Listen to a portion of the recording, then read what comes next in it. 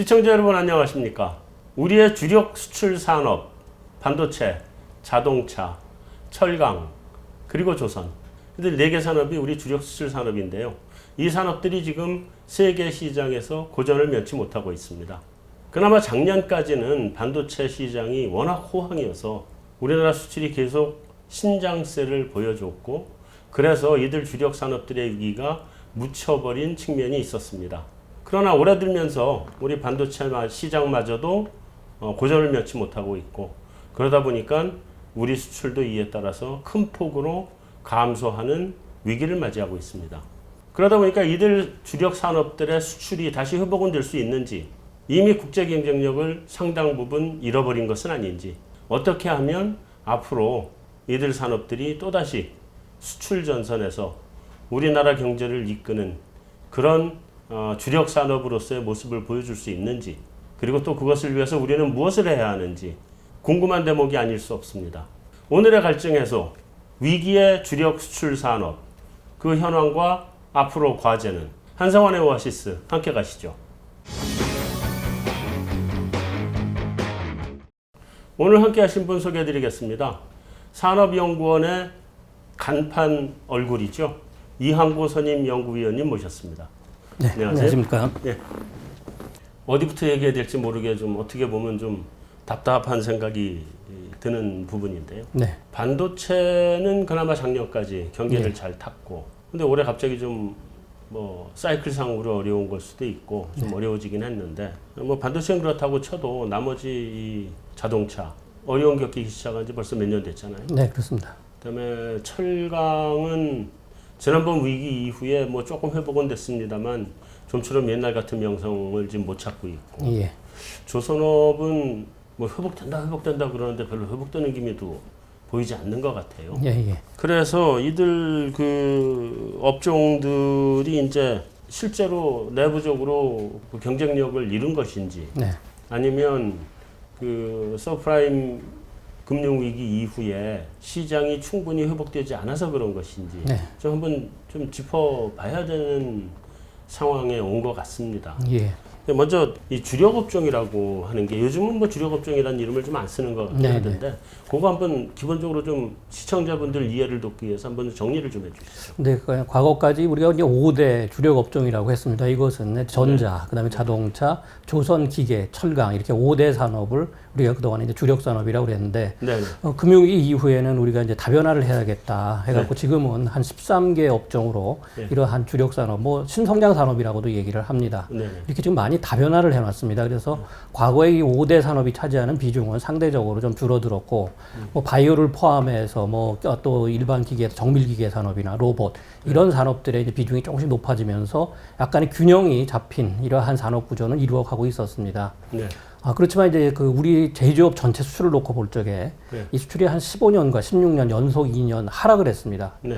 이때 이제 우리 제조업에 약간의 문제가 생긴 게 아니냐 이런 우려들이 있었는데, 네. 17년, 18년에 또 이 제조업 수출이 큰 폭으로 증가를 했거든요. 네. 그러다 보니까 이것은 뭔가 일시적인 세계 경기의 변동에 의해서 일어난 결과가 아닌가, 또 이런 이제 진단을 하게 됐죠. 네. 그렇지만 실질적으로 뭐 세계 경기가 그동안에 그렇게 나쁘지는 않았습니다.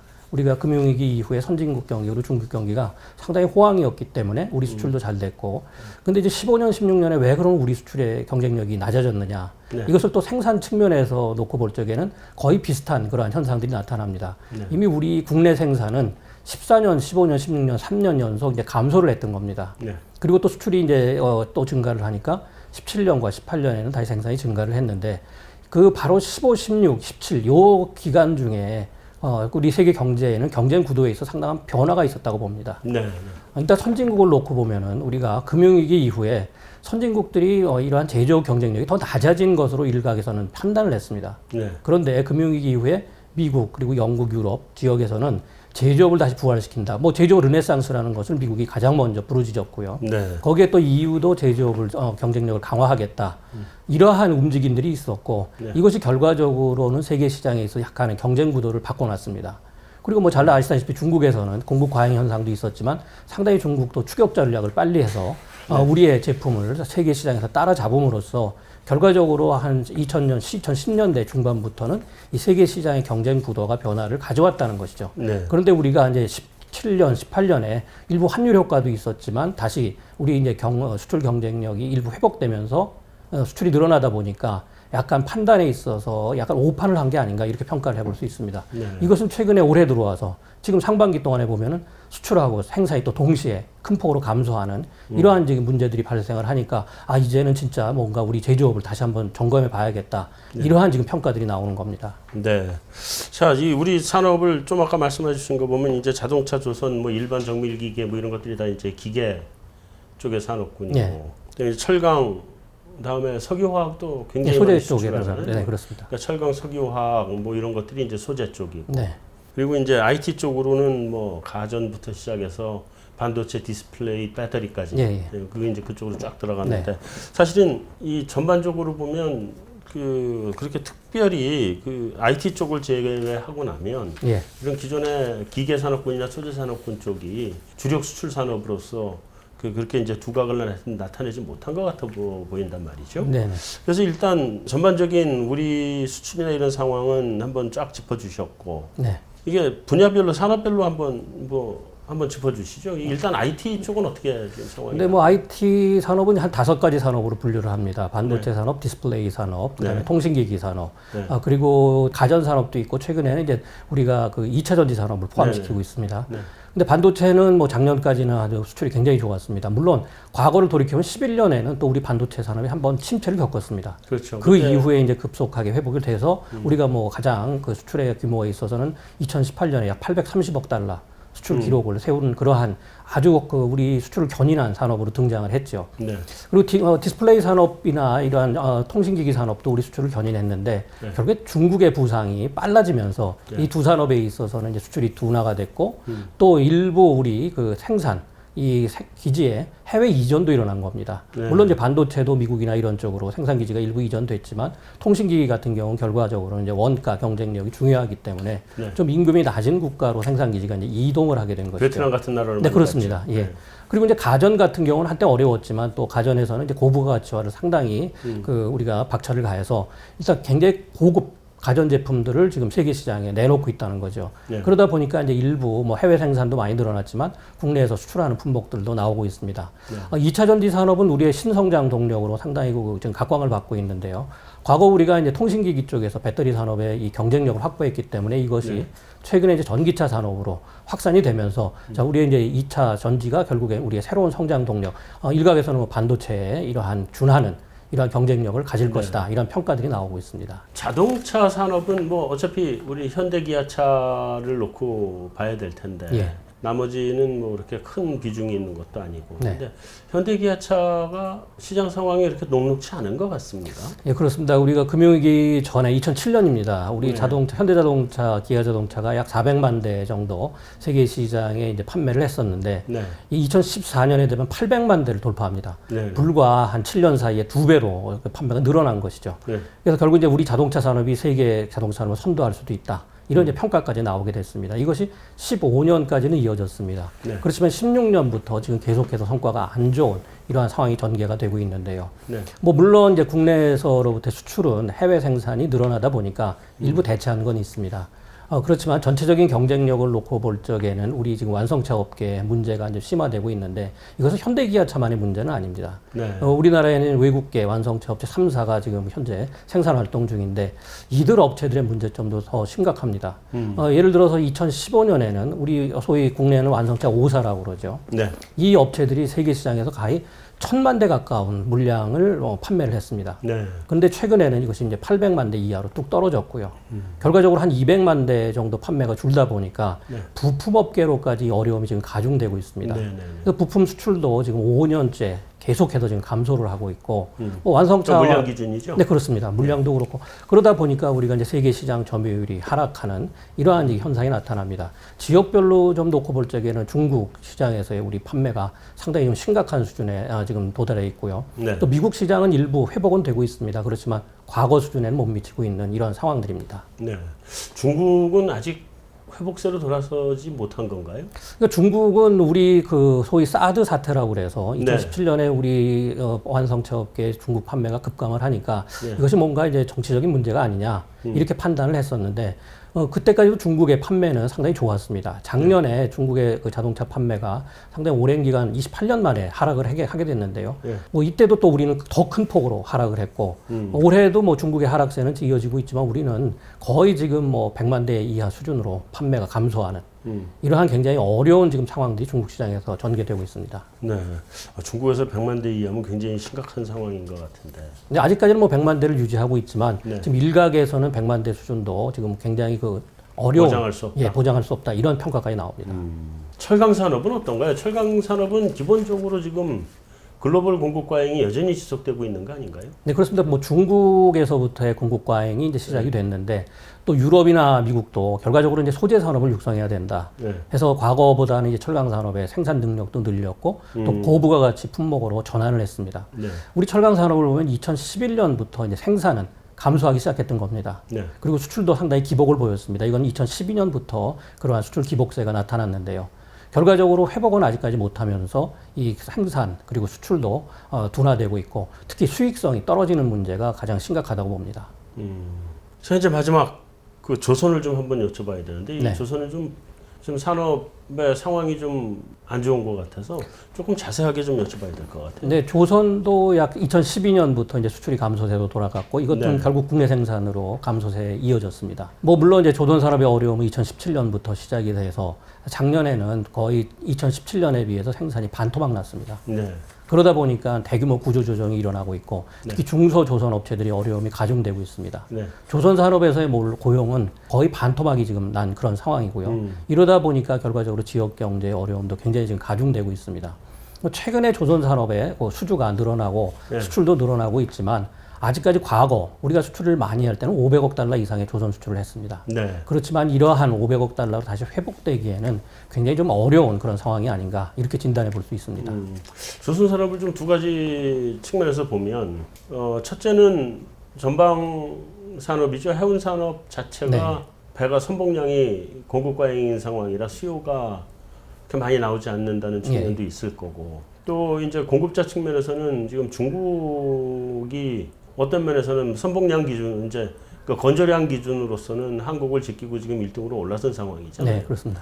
이 두 가지 측면 좀 복합적으로 작용하긴 했을 텐데 네. 어느 쪽이 더 문제가 심각한 건가요? 우리가 중국에 비해서 경쟁력이 그러니까 단가 경쟁력이 떨어지는 게 더 큰 문제입니까? 아니면 전방 쪽에서 충분하게 지금 수요가 끌어주지 못하고 있는 게 더 큰 문제인가요? 뭐 일단 세계 교역은 지난해까지만 해도 상당히 양호했습니다. 네. 그렇기 때문에 세계 교역에 있어서의 뭐 컨테이너선 같은 물동량은 지속적으로 유지가 됐다는 것이죠. 네. 그렇지만 이제 우리가 뭐 가격 경쟁력이나 이런 쪽에서 중국에 밀리면서 네. 또 우리의 수출 물량도 상당히 좀 기복을 보이면서 결과적으로 조선 산업에는 이제 부정적인 영향을 미쳤다고도 봅니다. 네.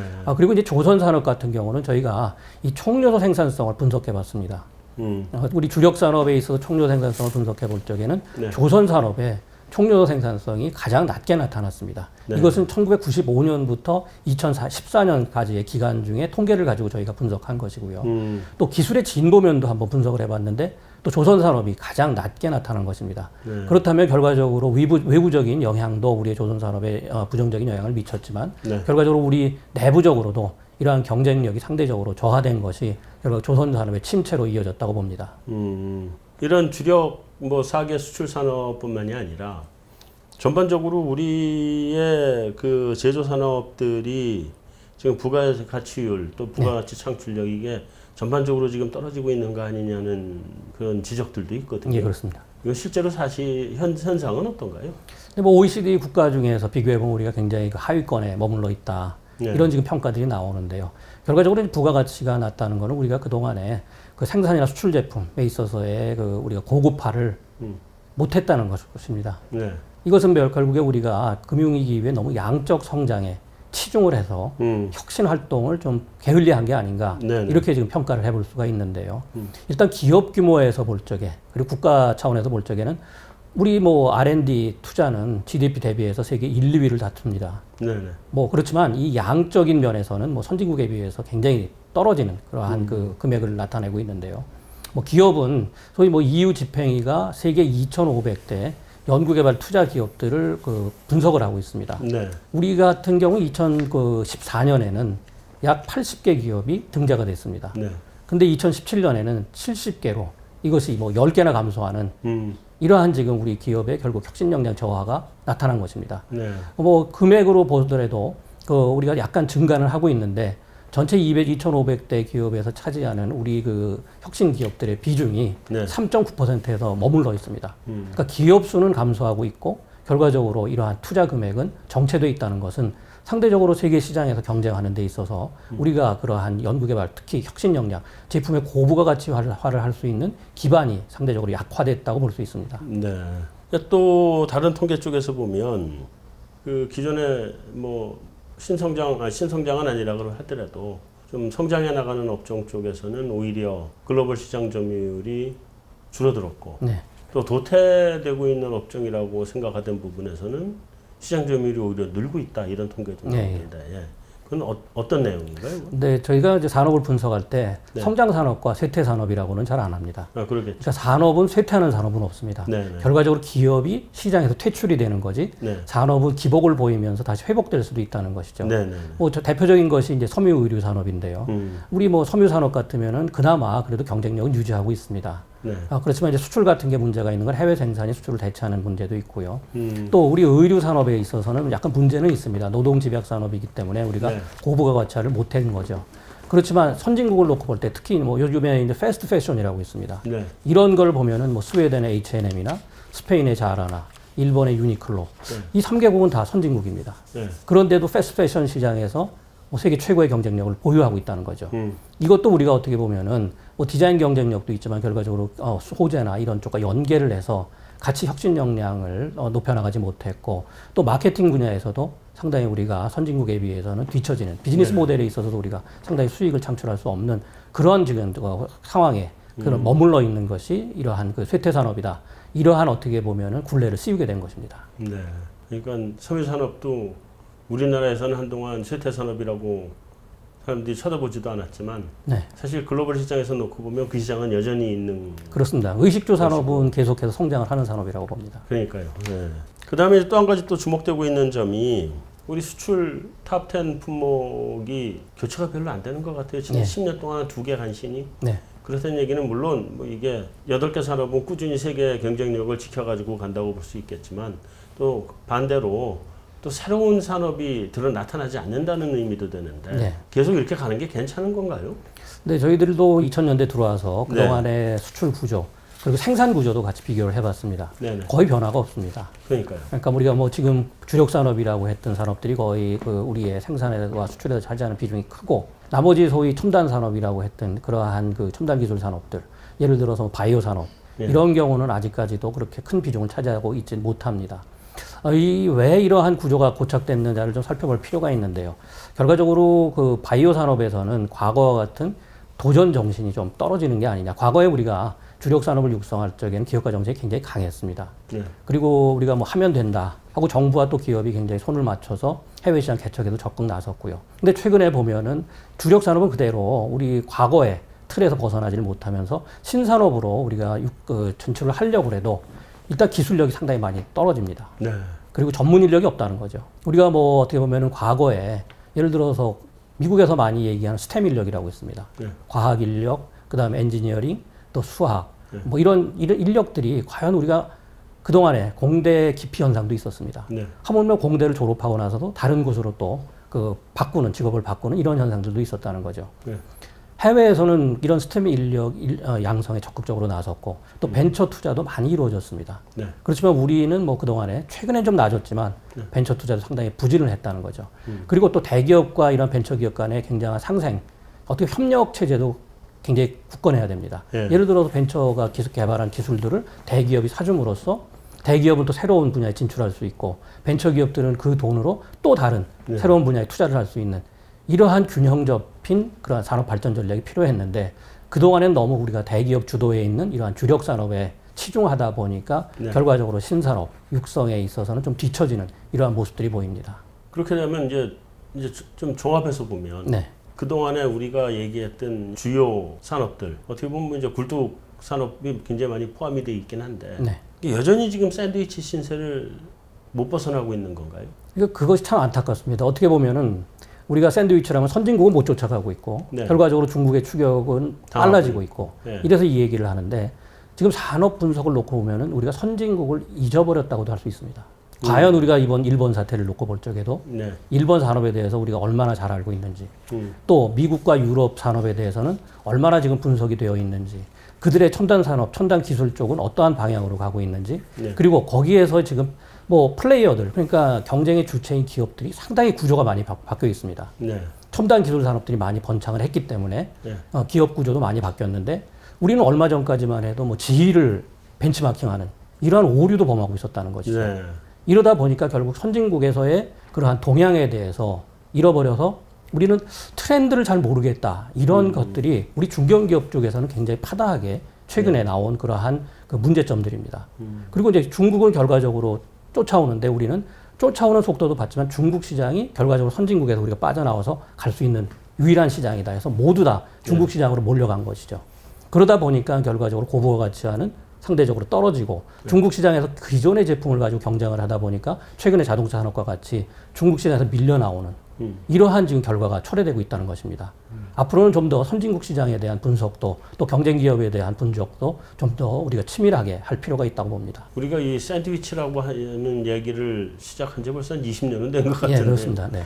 여전히 이런 샌드위치를 못 벗어나는 그 근본적인 이유가 어디에 있다고 봐야 되나요? 우리가 아까 말씀하셨던 거를 종합해 보면 뭐 그 스템 인력 그러니까 이 정말 줄기세포 같은 가장 기본적인 공부를 한 인력들도 모자르고 일부 신성장 산업은 뭘 하려고 해도 배운 사람이 하나도 없다며요. 지금 뭐 그런 상황이라는 얘기도 있고 또 R&D도 좀 많이 옛날만큼 많지 않은 것 같고 또 기업들도 잘못이 있고 뭐 이런 것 같은데 그거 말고 뭔가 좀 더 본질적인 이유는 없는 건가요? 네, 우리가 외환위기 이후 그러니까 지금 한 20여 년이 됐는데요. 예. 산업 구조가 거의 바뀌질 않았습니다. 앞에서도 말씀을 하셨지만요. 예. 그리고 과거 외환위기 전에는 그래도 우리 산업에서는 경쟁이 좀 일어났습니다. 자동차에도 우리 한 5개, 6개가 있었고 그렇죠. 전자에도 상당히 많은 기업들이 있었습니다. 네. 근데 결과적으로 외환위기를 겪으면서 우리 산업 구조가 거의 독과점 구조가 굉장히 심화됐다고 봅니다. 네. 그러면서 우리는 이제 수출 주도형으로 갔는데 여기에 있어서의 또 우리 대기업들하고 협력업체, 소위 얘기하는 중소기업들이죠. 여기에서의 격차도 많이 발생을 했습니다. 네. 대기업들은 뭐 세계화를 통해서 소위 일취월장을 했습니다. 상당히 우리 경제에 그 성장에 기여한 바는 뭐 누구도 부인을 못합니다. 네. 그렇지만 결과적으로 이 협력업체들이 상대적으로 대기업을 쫓아가지 못한 것입니다. 그리고 아까도 말씀드렸듯이 과거에 우리의 그 성장 동력에만 우리가 머물러 있다 보니까 새로운 분야를 발굴하지 못했다는 것이죠. 그리고 또한 국내에서의 이러한 원가가 올라가다 보니까 우리 대기업들은 해외로 생산 기지를 많이 이전을 했습니다. 네. 이것은 결과적으로 우리 수출을 많이 대체할 수밖에 없는 것이고 그러한 수출이 대체됐으면 새로운 산업들이 나와서 우리의 수출을 보완을 해줬어야 되는데 그 점에 있어서는 우리가 상당히 그 부진했던 이러한 문제점들이 지금 드러나고 있다는 것이죠. 그리고 또 우리는 뭐 기술 개발 면에서도 최근에 일본 사태를 놓고 볼 적에 공급망에 있어서 양적 성장에 너무 치중했기 때문에 우리 소위 좀 빨리빨리 성장을 하자. 그래서 세계시장 점유율을 늘리자. 이러한 전략에 치중했는데 이것은 지금까지 계속 얘기하는 고부가 가치화에도 뒤떨어졌지만 또 결과적으로는 우리의 공급망의 안정성을 상당히 그 위협하는 이러한 요인으로도 작용을 했다는 것이죠. 전체적인 지금 제조업에 있어서는 뭐 우리가 대기업들은 세계적인 수준으로 성장을 했지만 그러한 협력업체들의 기반들이 약한 것이 결과적으로 제조업 전반에 걸친 경쟁력 저하로 이어지고 있다고 봅니다. 일각에서는 뭐 그런 소재 산업들 요즘 최근 이제 가장 그 문제가 된 게 뭐 불화수소 이게 겉으로 이제 대표적으로 떠올라 버렸는데 그런 소재 산업들을 왜 우리는 개발을 안 하고 산업화를 안 했느냐 하는 게 요즘 언론의 질타이기는 합니다만 또 그런 소재를 수입해서 쓰는 기업들의 입장에서는 세계 시장 자체가 워낙 조그만 시장이라 우리가 독자적으로 우리 기술로 만들어서 우리 산업화를 했을 때 이게 시장을 기존의 일본 기업들하고 분할해서 시장을 먹고 들어가야 되는데 그러면 수익성을 맞추기가 쉽지 않다. 뭐 이런 얘기도 있고 그러거든요. 그러니까 그 소재 산업이나 협력업체나 이런 거를 충분하게 키울 수 없이 그냥 그 글로벌 서플라이 체인에 올라타서 갈 수밖에 없는 산업들도 있는 것 같던데요. 예. 그러니까 우리가 뭐 부품 소재 산업 육성해 온 지는 뭐 지난 20년 동안 상당히 뭐 정부가 많은 돈을 투자해서 해왔습니다. 그래서 부품은 좀 상당한 그 경쟁력을 갖추게 됐습니다. 물론 그렇죠. 일부 핵심 부품은 빼놓고 말씀드리는 겁니다. 그렇지만 이 소재 산업에서는 아직까지도 그 극복해야 되는 문제가 상당히 많이 남아 있다. 이러한 것이 과제로 지속적으로 제기가 됐었고 또 정부도 그래서 부품 산업에도 뭐 치중을 했지만 소재 산업을 더 육성에 대한 지원을 강화하는 이러한 방향으로 나가고 있었습니다. 네. 근데 우리가 또 보면 이 소재 산업에서 너무 또 양적인 면을 강조했다는 거죠. 뭐 석유화학 산업, 섬유 산업, 그리고 철강 산업 이게 대표적인 산업입니다. 그 안에 들어가는 비철 금속 이렇게 놓고 보면 또 우리가 경쟁력이 상당히 낮습니다. 그렇죠. 또 화학에도 정밀화학 들어가 보면 또 경쟁력이 굉장히 낮다는 것이죠. 이러한 산업들은 이제 특화된 기업들이 오랜 경험, 노하우를 가지고 그 연구개발을 꾸준히 하고 또 연구개발에는 결과적으로 사람의 힘입니다. 네. 전문가들이 많이 나와줘야 된다는 거죠. 이러한 것들이 균형 있게 그 육성이 됐어야 되는데 우리는 뭐 일단 시장을 놓고 볼 때 이 시장은 너무 작다. 그런데 그 시장은 이미 선진국 기업들이 선점하고 있다. 그러면 안 들어간 겁니다. 네. 그러다 보니까 작지만 우리 공급망에 있어서는 굉장히 중요한 역할을 하는 이러한 분야에 있어서의 우리가 그 소위 어떻게 보면 구멍이 좀 나 있다. 이렇게도 얘기할 수가 있겠습니다. 그렇다면 이러한 그 허점, 우리로 보면 약간의 허점일 수 있고 또 앞으로 이걸 우리가 메꿔야 되는 이러한 노력은 상당히 장기간에 걸쳐서 이루어져야 될 걸로 봅니다. 지금까지 얘기만 보면 시청자분들이 다들 우리나라 망했다 이렇게 생각이 들 것 같은데 그래도 희망도 좀 있긴 있잖아요. 우리가 바이오도 요즘 최근에 각광을 받고 예. 있고 로보트 산업도 지금 뭐 빠르게 올라가고 있고 예. 뭐 배터리 이런 건 말할 필요도 없고요. 이런 좀 우리가 신성장 산업을 그동안 떠오른 산업들에 대한 평가를 종합적으로 한번 해주신다 그러면 어떻게 평가를 해야 될까요? 예, 뭐 바이오 산업은 우리가 외환위기 이후에 신산업으로 계속 육성을 해왔습니다. 최근에 뭐 제약 업종에서 일부 네. 임상 실험에서의 뭐 실패, 그다음 평가가 좀 부정적으로 나오기 때문에 주춤하고 있는데 이것은 전 세계적인 추세입니다.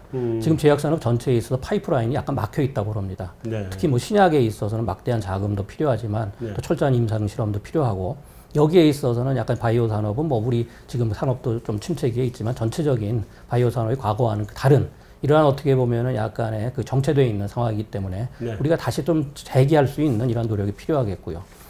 최근에 보면 융합이라는 이야기들을 뭐 과거부터 많이 우리가 해왔는데요. 이 융합에 있어서는 가장 그 크게 지금 나타나는 게 자동차와 정보통신기기 간의 네. 융합입니다. 그렇다면 우리가 상당히 그동안의 경쟁력을 갖고 있는 그런 산업들이라는 겁니다. 우리 자동차나 이 정보통신 기술을 그동안에 저희들이 그 외국에 가서 특히 선진국에 가서 물어볼 적에는 한국이 앞으로 이런 미래차에 있어서는 상당히 주도권을 갖고 갈 수 있을 것이다. 이러한 평가가 지배적이었습니다. 왜냐? 네. 우리 뭐 자동차도 갖고 있고 통신도 갖고 있고 뭐 반도체도 갖고 있고 네. 뭐 상당한 우리 그 융합을 할 수 있는 산업 구조가 균형적으로 이루어졌다는 것이죠. 네. 거기에다 우리 소재도 있습니다. 물론 지금 정밀 소재나 이런 우리가 지금 고부 가치 소재 말들에도 뭐 우린 철강도 있고 화학도 있었다는 거죠. 네. 그래서 선진국 그 전문가들은 저희들이 볼 땐 13년부터 한국이 앞으로 미래차 산업을 선도해 갈 것이다. 이런 평가를 많이 내렸습니다. 네. 근데 저희가 여기서 하나 기술이 아니고 바로 부족한 것이 기업 간의 협력입니다. 기업 간의 협력이 거의 우리나라는 이루어지지 않습니다. 안 하죠. 예, 뭐 우리가 속담에도 부자 간에도 협업하지 말아라. 동업하지 말라. 이런 이야기가 있어서 그런지 몰라도 상당히 뭐 우리 그 대기업 간에는 협력이 안 됩니다. 그러다 보니까 대기업의 협력업체들 간에는 뭐 협력이라는 얘기는 거의 나오지도 않고 있는 그러한 네. 상황입니다. 네. 결국 융합을 하려면은 기업 간의 협력이 필수적인데 이러한 기업 간의 협력이 부진하다 보니까 우리가 상당한 잠재력을 갖고 있으면서 그것을 성장의 기회로 살리지 못하는 이러한 문제점에 직면해 있는 것입니다. 그러다 보니까 이제 정부에서도 이제 주력 수출 산업들 네. 그거는 그거대로 세계의 지금 경쟁 우위를 지켜나가고 또 동시에 신성장 산업들도 벤처 산업들은 그것대로 또 키워나가고 하자고 해서 뭐 제조업 르네상스 정책도 발표도 하고 네. 뭐 여러 가지 발표를 했습니다. 그런데 뭐 방향성이야 뭐 틀림없이 옳게 잘 잡았겠죠. 근데 그런 방향성에 맞춰서 이런 정책이 충분히 잘 나왔는지 또 뭐 좀 미흡한 부분은 없는지 어떻게 평가를 하고 계십니까?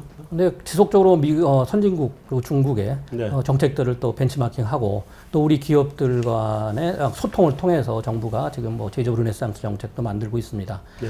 그렇지만 이제 우리가 좀 더 그 세밀한 전략이 필요하고 또 정책의 집행 과정이 굉장히 중요하다고 봅니다. 네. 뭐 수립을 해놓고 또 몇 달 있다가 또 새로운 뭐 정책을 만드는 것도 굉장히 중요합니다. 이것이 미세 조정을 해서 보완적이라면 문제가 없겠는데 우리 부품 소재 산업에서 일부 지적을 받았듯이 5년마다 이것이 바뀐다. 결과적으로 부품 소재의 중요성은 인정을 하지만 네. 과정에 있어서의 문제점이 드러나고 있다는 것이죠. 네, 네. 이러한 점들 최소화할 수 있는 그러한 좀 정책들이 필요하다고 봅니다. 그러려면은 결과적으로 부처 간의 협력도 상당히 필요하다고 봅니다. 그리고 기업 간의 협력을 촉진할 수 있는 그러한 또 판을 깔아줘야 됩니다. 네. 정부가. 결과적으로 지금은 정책의 수립도 중요하지만 이것을 어떻게 운용을 해서 네. 효과적으로 또 우리가 성과를 창출할 수 있느냐 이러한 점에 좀 더 초점을 맞춰야 되지 않을까 봅니다. 네. 자, 우리 좀 아까 얘기했던 반도체, 조선, 자동차, 철강 각각별로 네네. 예, 앞으로 전망 또 어떤 것들이 보완을 해주면 예. 산업 경쟁력을 유지할 수 있는지 네. 뭐 이런 부분들을 좀 알아봐야 될 것 같아요. 그래서 일단 반도체 쪽은 별 문제 없는 거죠. 근데 반도체는 지금 뭐 가격이 하락을 하고 있고 네. 그렇더라도 우리가 뭐 메모리 반도체 쪽에서는 뭐 상당히 세계적인 경쟁력을 확보하고 있고 네. 또 최근에는 비메모리 쪽으로 많은 이제 투자를 하고 있습니다. 네네. 이 반도체 산업의 성장성은 지속될 것입니다. 이것은 그 정보통신 산업뿐이 아니라 앞으로 자동차 산업에서도 이 반도체 수요가 지금보다 한 배증을 하게 됩니다. 네네. 굉장히 큰 수요가 있기 때문에 반도체 산업의 성장성은 우리가 뭐 담보할 수 있다고도 보겠습니다. 그렇다면 결과적으로 자동차 산업, 우리 국내 자동차 산업에도 우리 반도체 산업을 또 끌어줄 수 있는 이러한 견인차 역할도 해줘야 되는 겁니다. 네. 자동차 산업도 지속적으로 성장을 해나갈 겁니다. 네. 뭐 최근에 공유경제 이야기들이 나오지만 그것은 하드웨어 문제입니다. 이제 자동차 산업이 제조업 중심에서 서비스업 중심으로 바뀌고 있습니다.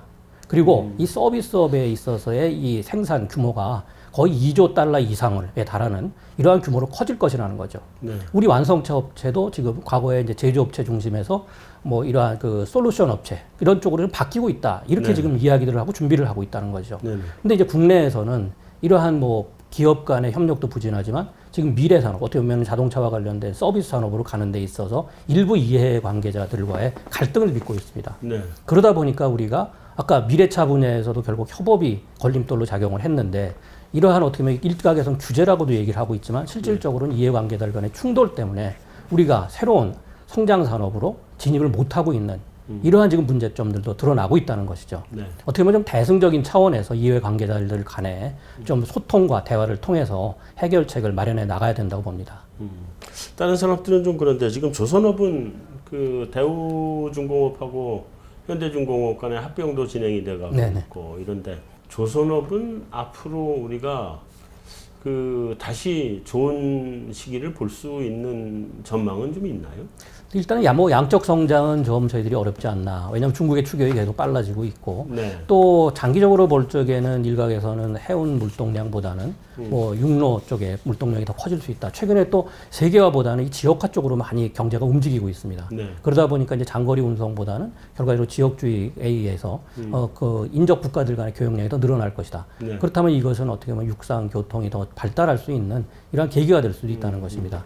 그래서 뭐 우린 얼마 전부터 과거부터는 이제 고부 가치화를 하겠다. 네. 그래서 뭐 크루즈선도 개발을 해야 된다. 뭐 쇄빙선도 개발을 해야 된다. 여러 가지 대안을 마련해 왔습니다. 네. 결과적으로 과거에 아까도 말씀드렸지만 총료 생산성도 낮고 조선산업은 기술의 진보도 상당히 뒤떨어졌기 때문에 네. 우리가 전문 인력도 양성을 하고 좀 더 R&D 투자로 확대를 함으로써 우리가 뭐 선진국을 쫓아가는 그리고 우리가 차별화를 할 수 있는 이러한 전략이 필요하다고 봅니다. 그러면 고부가 가치화도 하고 네. 그다음에 뭐 새로운 선종으로도 나가고 네, 다변화를 할 필요가 있다고 네, 봅니다. 그렇게 하게 되면 그 조선업은 그 재부흥의 기회를 맞이할 수 있겠다. 네, 뭐 과거보다는 뭐 규모 면에서는 좀 못 미치더라도 우리가 네. 부가가치는 더 높일 수 있지 않나 이렇게 보겠습니다. 알겠습니다. 지금 근데 가기는 맞는 방향으로 가고 있나요? 저 두 회사 합병하는 게? 그래서 그거는 뭐 이제 선진국들이 또 그 허용을 해야 되는 거고요. 이런 네. 문제들도 우리가 극복해야 되겠지만 네. 실질적으로는 또 이게 자칫하면은 독점 구조를 또 말씀드릴 수 있기 때문에 결국 독점이 되면은 혁신 역량이 상대적으로 많이 떨어지는 네, 그렇죠. 이러한 문제점도 유발하기 때문에 우리가 좀 더 좀 예의주시해 볼 필요는 있습니다. 지금 중국도 1, 2간 업체가 합병을 진행 중이죠. 근데 다시 뭐 전 세계적으로 지금 뭐 기업 간의 합병이 인수합병이 굉장히 붐을 이루고 있기 때문에 네. 우리도 뭐 이러한 그 경쟁을 위해서는 좀 대형화도 할 필요가 있겠지만 대형화보다 전도 필요한 거는 좀 전문화 전문화가 이것이 더 필요하다고 봅니다. 알겠습니다.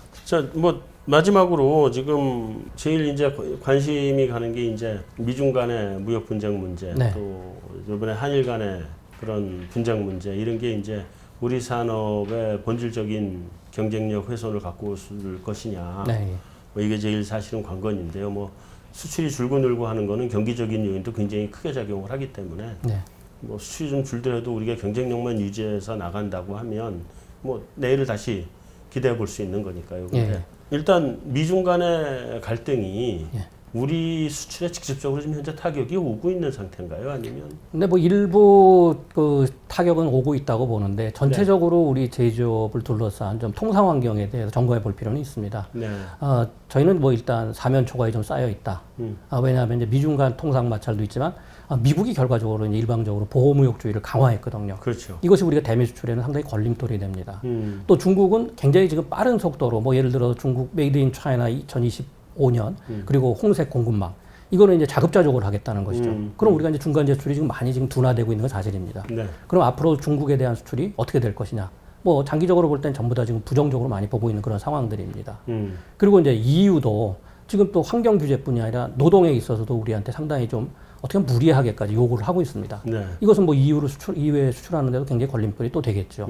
그리고 일본은 결과적으로 우리의 그 지금 수출 규제를 통해서 우리의 공급망을 단절시키려는 이러한 또 저희를 가지고 있다는 것이죠. 네. 결과적으로 우리는 이런 4대국의 그러한 통상 환경이 굉장히 우리한테는 좀 부정적인 영향을 미치는 그러한 지금 환경에 놓여 있다는 것이죠. 네. 네. 결과적으로 이것을 어떻게 보면 정치 외교적으로 풀어나가야겠지만 이것은 결국 우리 제조업의 경쟁력을 강화해서 우리가 결국 선진국과 어깨를 나란히 할 수 있고 또 중국의 추격을 물리칠 수 있는 네. 이러한 전략이 하루바삐 만들어져야만 위기를 기회로 다시 전환시킬 수 있다고 보겠습니다. 네.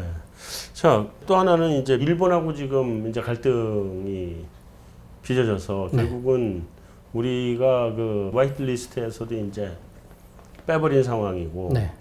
미국 쪽에 중재를 요청한 부분에 대해서 미국은 그냥 무반응이고 네. 그러니까 중재를 뭐 현재로서는 안 하겠다 이런 입장인 건지 아니면 더 지켜보자는 입장인 건지 그건 뭐 잘 모르겠습니다만 현재로서는 팔 걷어붙이지 않은 상태인 건 확실한 것 같거든요. 그런데 지금 우리가 핵심 소재를 일본으로부터 갖고 오는 거나 아니면 정밀기계를 그동안 사가지고 와서 일본 거에 의존하고 있는 부분이 여전히 굉장히 큰데 네. 이게 지금 대체 품목들은 있나요? 뭐 현재로서는 좀 더 뭐 일본이 약 1,200개 화이트리스트를 또 네. 제외를 시켰기 때문에 네. 세밀히 들여다볼 필요는 있습니다. 정부에서 한 159개로 또 집약을 했고 계속해서 지금 대책들을 내놓고 있는데요. 네. 워낙 방대한 그러한 그 물량이고 제품이기 때문에 우리가 상당한 시일을 가지고 시간을 가지고 좀 검토해 봐야 될 것으로 봅니다. 그런데 우리가 뭐 결과적으로 우리 산업이라는 것이 일본의 산업으로부터 거의 학습을 해온 겁니다. 그렇죠. 산업 구조도 같고 네. 결과적으로 또 일본에 종속이 돼 있다 보니까 핵심 부품은 돈도 많이 들고 시간도 많이 들고 또 인력도 필요한데 우리는 좀 더 이 빠른 추격자 전략을 갖췄어야 되기 때문에 네. 이러한 점에서 우리가 좀 간과한 점은 있습니다. 결과적으로 이러한 점이 특히 소재 쪽에서 네. 지금 굉장히 작지만 우리한테는 굉장히 치명적인 이런 피해를 입힐 수 있는 그러한 분야들이 나타나고 있기 때문에 우리가 뭐 큰 어떻게 보면은 우리의 그 일본으로부터 수입 규모가 큰 산업도 좀 더 주의해서 봐야 되겠지만 잘 보이지 않지만 핵심적인 부품들, 소재들 네. 이러한 점들을 우리가 하루빨리 중소기업, 중견기업들을 육성해서 대체해 나갈 수 있는 이러한 전략들도 마련해야 된다고 봅니다. 이제 대체할 수 있는 중소 중견기업들을 키우는 것도 좋은데 네. 그게 이제 하루아침에 키워지는 게 아니잖아요. 그렇습니다. 예. 예를 들면 뭐 이런 마이크다 갖고 와서 분해해가지고 거꾸로 조립해서라도 만들어 볼 수 있을 텐데 뭐 지금 가장 문제가 된 불화수소 이거는 분해해서 들여다볼 수도 없고 네. 그러니까 이게 시간이 좀 오래 걸릴 문제인데 네.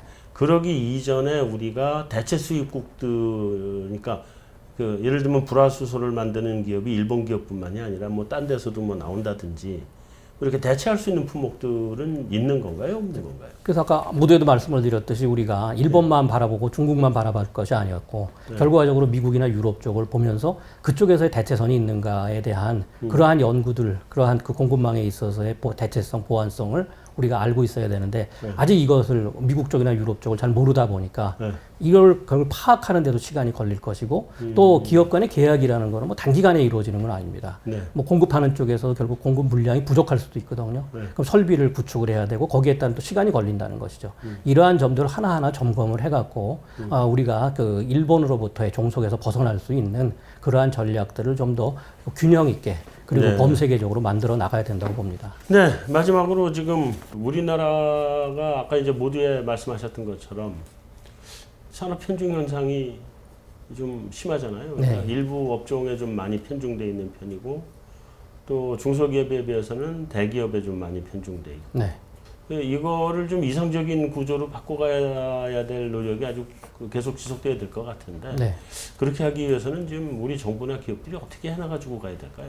뭐 지금 대기업들은 이제 개방형 혁신을 하겠다. 그것은 결과적으로 그동안에 조금 이제 수직 통합적인 구조에서 네. 수평적인 네트워크 협력을 하겠다 하는 그 지금 의지를 보이고 있습니다. 네. 근데 아직까지는 우리 뭐 중견 중소기업들에서 대기업, 우리 대기업들하고 네. 같이 그러한 수평적인 협력을 할 수 있는 기업들은 제한적이라고 봅니다. 뭐 자동차를 저희들이 분석을 해볼 적에도 뭐 3년 이상 R&D 투자를 한 이러한 기업들을 놓고 볼 적에는 그렇게 많지 않습니다. 네. 그렇다면 우리 그 대기업들의 그동안에 이러한 수직 통합적인 어떻게 보면은 그 자동차와 전자의 대기업이 쌍끌이하는 이러한 구조를 개선할 필요도 있지만 네. 우리의 또 협력업체들 스스로도 결과적으로 이러한 혁신 역량을 좀 더 강화하고 또 전문 인력도 육성을 함으로써 네. 대기업들하고 같이 동반 성장할 수 있는 이러한 기반도 마련해 나가야 된다고 봅니다. 네, 오늘 말씀 감사합니다. 네, 감사합니다. 네. 네. 대한민국의 지금까지 주력 산업, 여러분들 다 아시는 제조업 중심이죠. 뭐, 옛날 제조업도 있고, 소위 굴뚝산업이라고 부르는 또 첨단 제조업들도 있습니다. IT의 제조 관련된 부분이 상대적으로 첨단이라고 하겠습니다만, 이들이 다 제조업이죠. 따지고 보면. 그리고 우리 반도체가 이렇게 요즘 세계에서 힘을 쓰고 펄펄 날아다니고 있습니다만 처음 반도체 산업에 진출한 게 벌써 70년대 말이니까 그것도 이미 오래전에 씨앗을 뿌려놓은 산업입니다. 그런 관점에서 보면 우리는 제조업이라고 하는 것을 선진국의 추격형으로 해서 지금까지 따라와서 이만큼의 성과를 이뤘습니다. 근데 1970년대 말에 우리가 반도체에 관한 투자를 한 게 지금에 와서 지금 40년이 지난 지금에 와서 빛을 발하고 있는데 10년 전, 20년 전 또 그리고 지금 현재 앞으로 40년 후의 먹거리들을 위한 투자를 제대로 하고 있는 것인지 그 부분이 심히 걱정스러운 상황입니다. 아무쪼록 우리 그 미중 무역 갈등이라든가 한일 간의 경제 갈등 이런 부분들 뭐 잘 마무리하고 또 그 와중에 지금 경쟁력이 약화되고 있는 우리 제조 르네상스를 다시 한번 갖고 갈 수 있는 전략을 추진하고 이 동시에 우리는 그동안 듣도 보도 못했던 새로운 산업들이 미국이나 유럽에서는 계속 튀어나오는 거죠. 우리도 그런 산업들이 하루빨리 좀 만들어졌으면 좋겠고 또 우리 모든 산업의 뿌리 소재 산업 여기에 대한 투자도 게을리하면 안 되겠습니다. 한상원의 오아시스 여기서 마치도록 하겠습니다.